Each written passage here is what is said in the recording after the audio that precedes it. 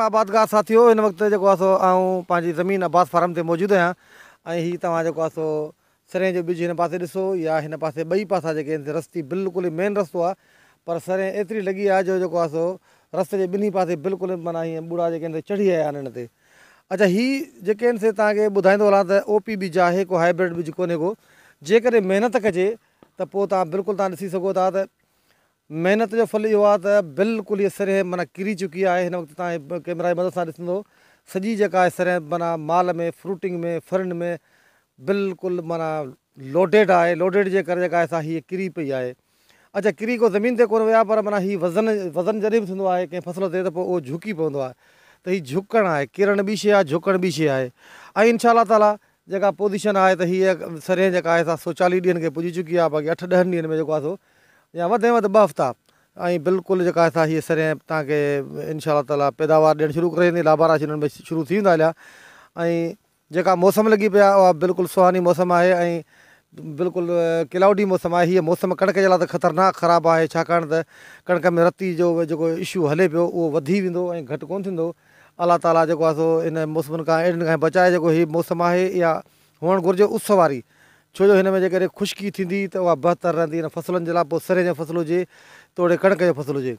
ऐं जेकॾहिं घिमियल मौसम हूंदी ऐं ह्यूमिडिटी वधीक हूंदी त पोइ कणक में रस्ट जो प्रॉब्लम आहे। ऐं सरें जेका आहे हिनखे पचणु घुरिजे त उहा पचण में वरी जेको सम्झो इहो तव्हांजो हफ़्तो हली वेंदो।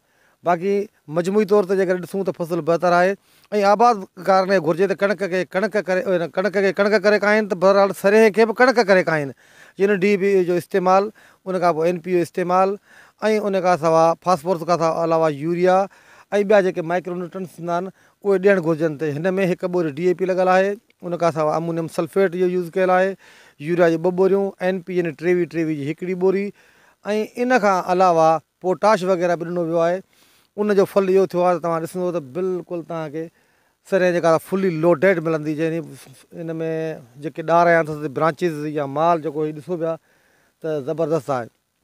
उन करे सभिनी आबादगारनि खे गुज़ारिश आहे, जेके फसल खाइनि था पोइ वोण हुजनि, कणक हुजे, कमंद हुजे, मिर्च हुजे, जेको बि हुजे त उनखे अलाह तवार भले नमूने सां कनि ऐं उन ते महिनत कनि। महिनत जो फल जेको आहे कॾहिं बि रायगान कोन ईंदो। तव्हांजी बनी खणी कहिड़ी बि केतिरी कलराठी या कीअं बि हुजे, पर इंशा ताला जेको तव्हां ख़र्चु कंदो उनजो तव्हांखे डबल मिलंदो।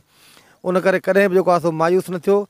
मायूसी कुफर आहे। ऐं बाक़ाइदे पंहिंजे फसलनि ते, पंहिंजे ज़मीनुनि ते टाइम ॾियो ऐं टाइम ॾियण खां सवाइ कुझु कोन्ह थींदो। ऐं महिनत कयो ऐं उन सां गॾोगॾु ख़र्चु कयो त इंशा ताला। आबादगार साथियों, ज़रूरी ॼाण जे लाइ असांजे हिन YouTube चैनल खे सब्सक्राइब कयो ऐं वीडियो खे लाइक कयो ऐं शेयर कयो, ताकी असांजी बर वक़्तु जेके ज़रूरी वीडियोज़ आहिनि तव्हां ताईं पहुची सघनि। वॾी महिरबानी दोस्तों।